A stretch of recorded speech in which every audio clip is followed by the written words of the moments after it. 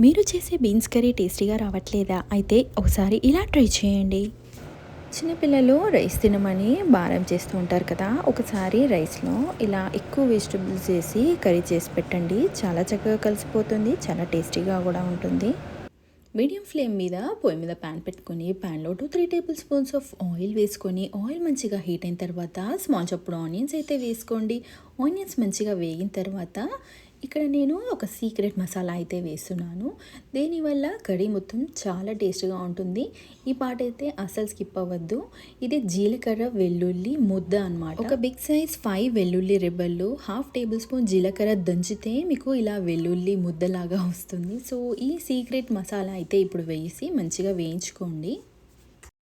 ఈ జీలకర్ర వెల్లుల్లి మంచిగా సాటే చేసుకున్న తర్వాత ఇందులో పసుపు వేసుకొని బీన్స్ వేసుకోండి. ఈ బీన్స్ని ఒక 15 మినిట్స్ పాటు లో ఫ్లేమ్లో 5 మినిట్స్కి ఒకసారి కలుపుతూ మూత పెడుతూ ఇలా బాగా బీన్స్ అనేది ఆయిల్లోనే మంచిగా ఫ్రై అయ్యేలాగా చూసుకోండి. 15 మినిట్స్ తర్వాత బీన్స్ అనేది ఆయిల్లో చాలా మంచిగా ఫ్రై అవుతుంది.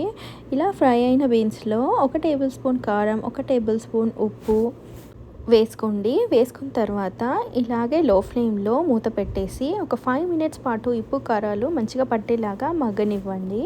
లో ఫ్లేమ్లో ఉప్పు కారాలు మంచిగా పట్టాయి కదా బీన్స్కి. వెజిటేబుల్స్ ఎప్పుడైతే తాలింపు వేశారో స్టార్టింగ్లోనే ఉప్పు కారాలు వేయొద్దు. వేస్తే ఏమవుతుందంటే అందులోని వాటర్ ఎక్సెస్గా రిలీజ్ అయ్యి కర్రీ టేస్ట్ అనేది పోతుంది. సో ఎప్పుడైనా వెజిటేబుల్స్ మంచిగా మగ్గిన తర్వాతనే ఉప్పు కారాలు అనేది వేసుకోవాలి. 15 మినిట్స్ తర్వాత ఇక్కడ నేను 1 కప్ ఆఫ్ వాటర్ అయితే తీసుకుంటున్నాను. బీన్స్ మంచిగా బాయిల్ అవ్వడానికి ఈ 1 కప్ ఆఫ్ వాటర్ అయితే మంచిగా సరిపోతుంది.